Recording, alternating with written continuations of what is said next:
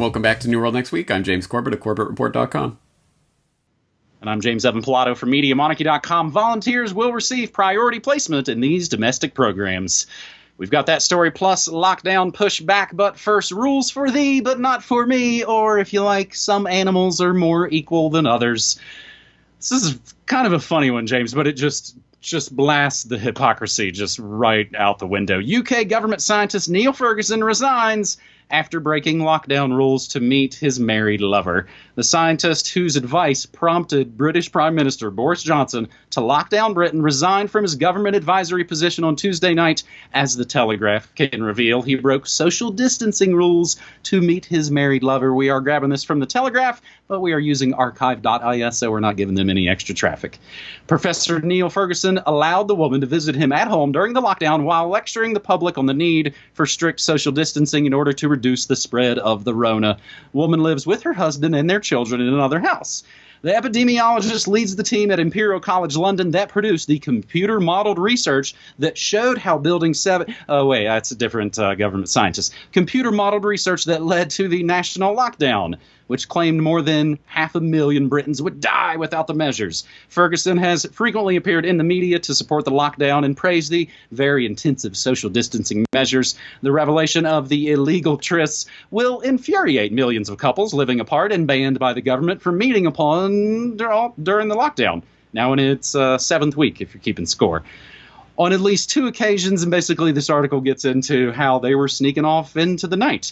Antonia Stotts, Staats, 38, traveled across London from her home in the south of the capital to spend time with the government scientist nicknamed Professor Lockdown. The 51-year-old Ferguson, so he's got to get him a younger lady, had only just finished a 2-week spell of self-isolating after testing positive for the Rona. I deeply regret any undermining of the clear messages around the continued need for social distancing to control this devastating pandemic. The government guidance is unequivocal and is there to protect all of us.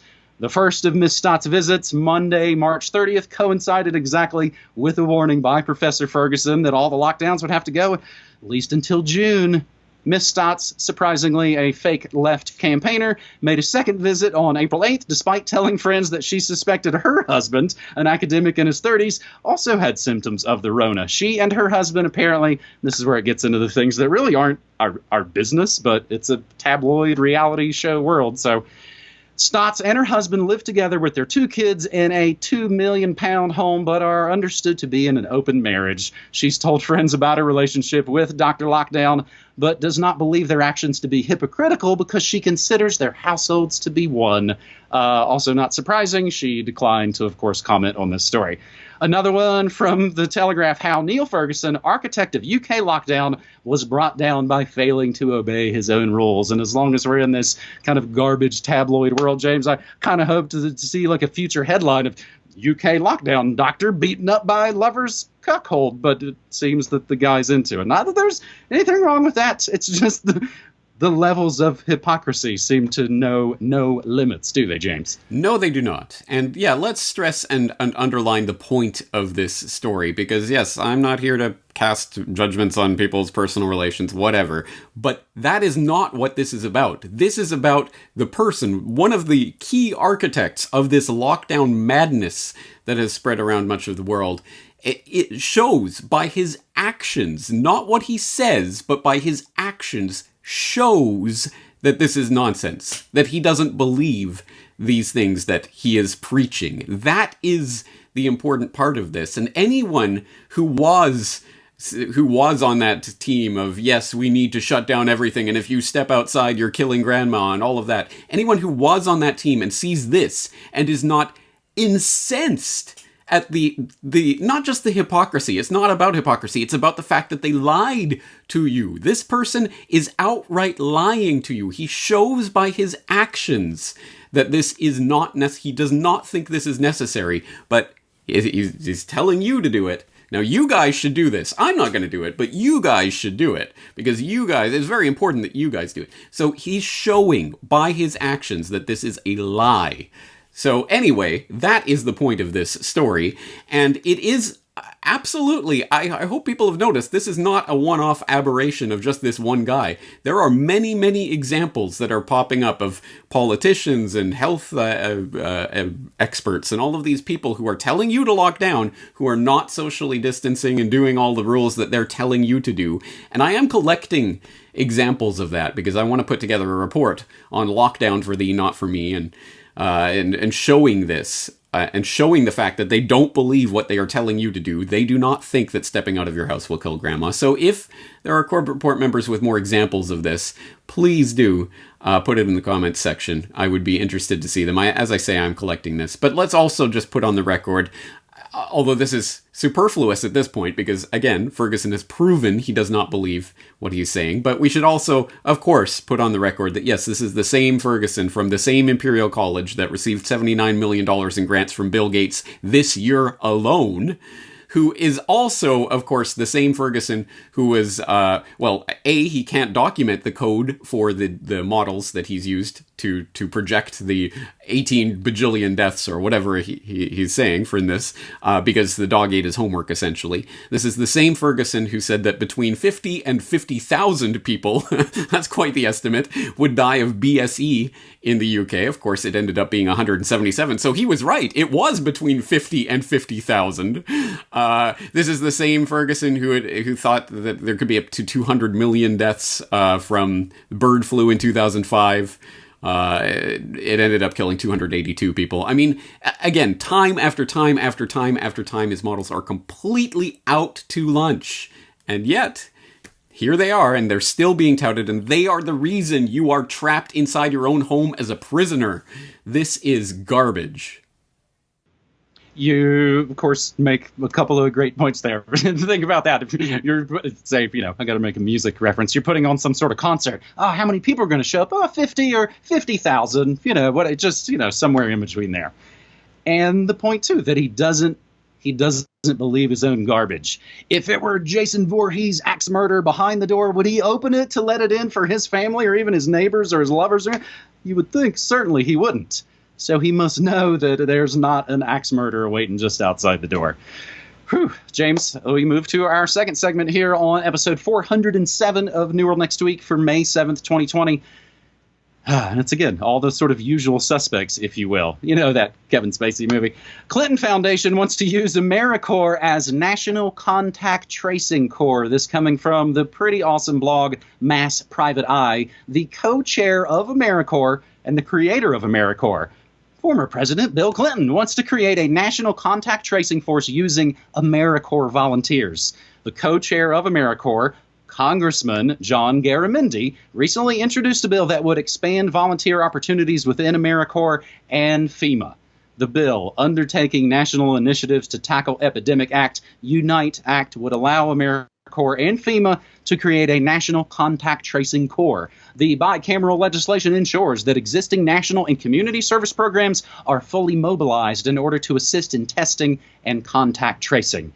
The bill would also ensure that Peace Corps volunteers whose service involuntarily ended in March due to the Rona will receive benefits, priority placement in these domestic programs so they can continue to use their skills by facilitating testing and contact tracing. Meanwhile, in other places, 6 years ago, USA Today called AmeriCorps a wasteful flop, saying many members are serving essentially as recess referees. Far more disturbing, in 2018, a CBS News investigation revealed that AmeriCorps programs are rife with sexual misconduct and fail to meet federal standards and requirements. CBS News investigation also revealed that AmeriCorps and FEMA, of course, have a long history of working with young adults. Always the perfect cover. None of that matters to any of our killer politicians who hope you'll forget that a national contact tracing corps would be run by a group that, since its inception, has at the very least been mismanaged and filled with sexual harassment cases. There's a famous quote, James, this kind of reminds me of. This is, we go, kind of deep here again, as we've been talking for these last several weeks of the scamdemic.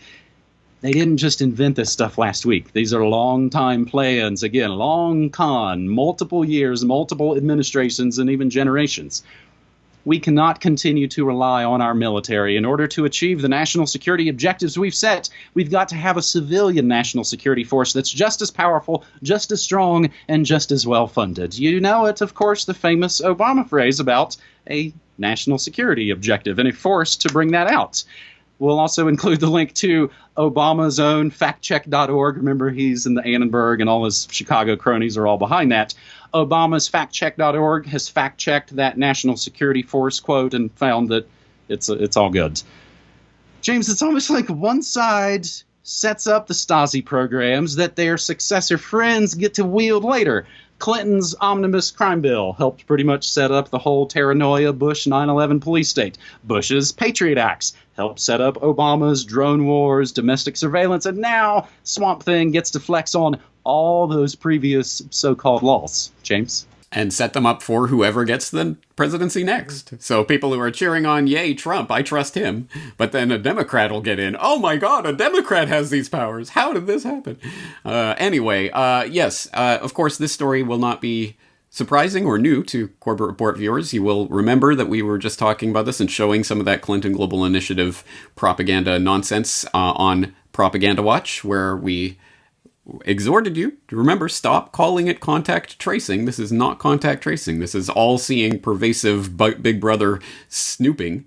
But at any rate, it is good to have this on the record with the bill. I hope people will go and read through it and see the way they just kind of casually inserted in back down near the bottom of the bill, detail of core employees. You know, number 1, logistical support for the supply chain of medical equipment. Number 2, tracing contacts of infected individuals and their status while being quarantined. Number 3, providing nutritional assistance to... Wait, what? What did you just slip in there? Oh, that's right. Yeah, the spying police state. I don't even have the words to describe how disgusting this is, but they're putting it right out there. They are going to know everyone you meet and everywhere you go in the interest of saving the public from getting the sniffles, right? It's only because they love you and they want to take care of you. When has the government ever instituted any program that wasn't just in your best interests? But you could trust them. Absolutely. Yes, nonsense, garbage, rejected outright. Stop calling it contact tracing.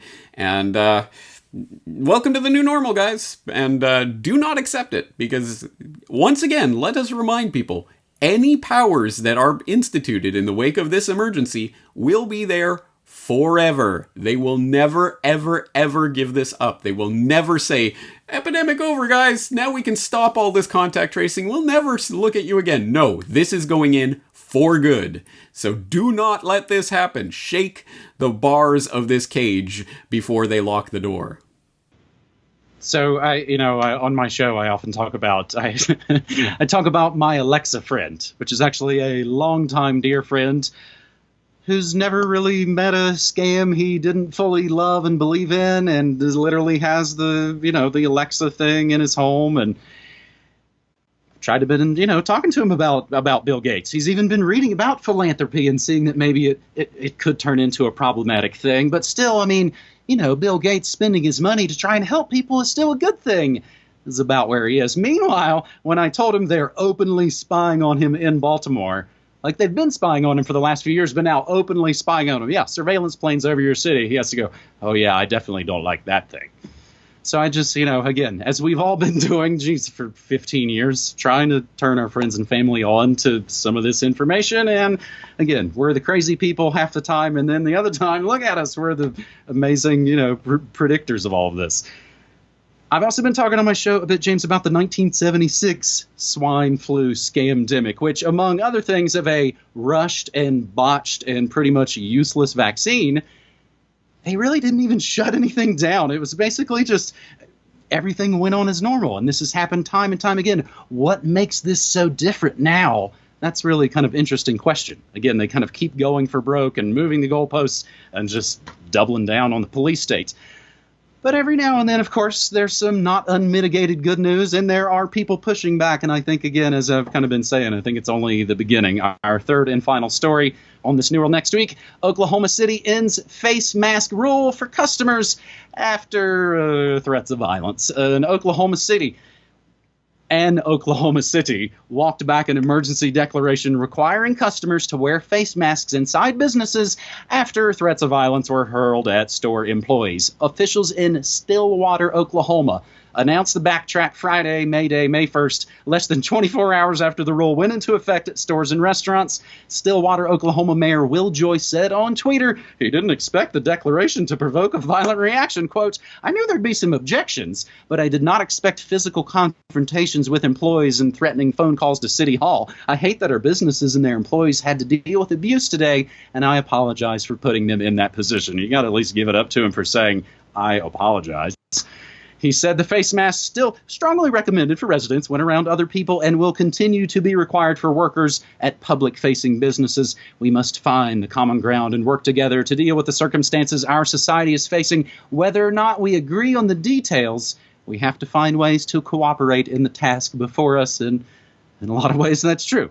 But here's, I think, James, again, just this false dichotomy. Again, Trumpsters want to reopen great America. We need our corporate slave jobs. And then fake progressives call the snitch line to say, "You're killing grandma."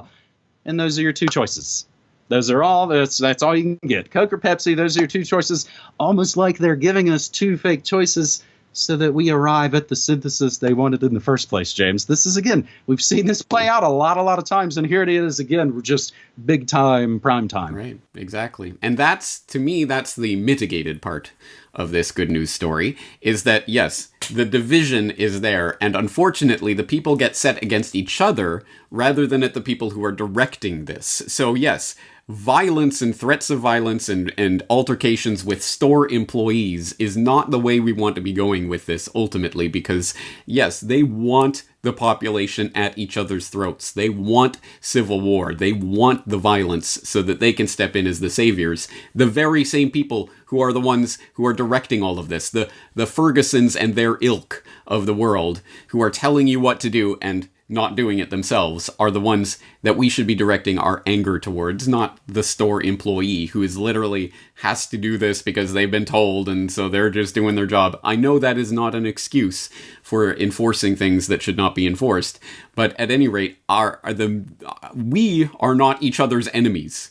The enemies are the people who are directing this scam and funding this scam at the very, very top.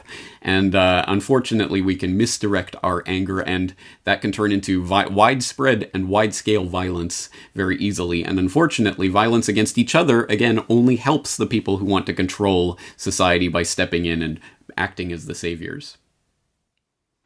Well, and again, the Twilight language is always there, sort of these interesting memes and themes. You said Ferguson, and even then, just now, I forgot we were talking about that liar lockdown professor. What did I think of?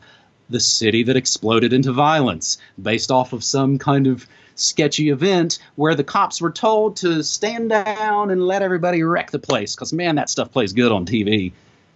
It seems all so obvious, James, in so many ways. We could all essentially stop taking part and start growing and trading all with everyone. And again, the governments and the news and the next days would go, "Hey, where'd everybody go? Where'd all our fearful sheep populace go? Oh, they left us." And they'll have no one to fight. And again, that's a lot of times why they have to invent things to fight. Yikes. James, that is episode 407 of New World Next Week for May 7th, 2020. And as I always like to remind folks at the end of these episodes, I do have some recurring website difficulties. But for the most part, again, my show goes Monday through Friday, 9 to 5 Mountain Time. I stream news, music, memes, and more. And, of course, remember, I tape the episodes, so they're available as a podcast later. Working behind the scenes to make sure to get the website back up and running. A lot of interesting stuff, a lot of interesting projects behind the scenes. James, it has been kind of a real positive time for so-called alternative media. And again, there's no unified field of all of it, but Whitney Webb's working with Ryan at Last American Vagabond. There's lots of, I think, kind of good moves and good, again, Christotunity, kind of bringing people together. James? Well, people are realizing how important this information is, and that is, I suppose, a good thing, but if only it could have happened under better circumstances. But I would just like to direct some appreciation towards our silent partner here at New World Next Week, Brock West, the video editor of CorbettReport.com, who is working his butt off right now on the Gates series and doing phenomenal work. I hope people will direct some love his way. He really is working himself to the bone. If I am the hardest working man in alternative media, as some people say, well, then he is by default the second hardest. Or maybe equal. At any rate, he is working hard right now. So let's direct some appreciation towards Brock, and let's do it again next week. All right, buddy. Thanks so much. Take care.